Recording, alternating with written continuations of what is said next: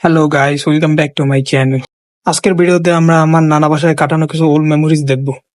আমার primary school লাইফে প্রত্যেক বছর ফাইনাল এক্সাম শেষ করে একটা ভ্যাকেশনের প্ল্যান থাকতো।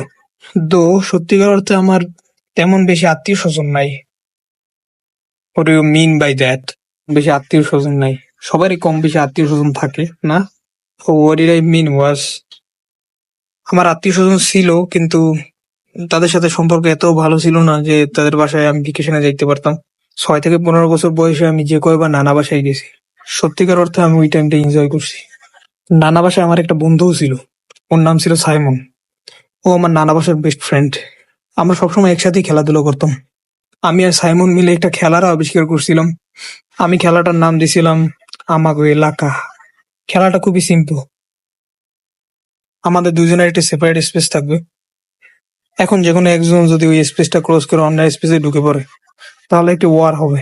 লিটারালি আমরা গাছের ডাল দিয়ে বন্দুক বানিয়ে তারপর যুদ্ধ করতাম। মানে আমাদের মাইন্ড একটা অন্য দুনিয়ায় চলে যাইতো।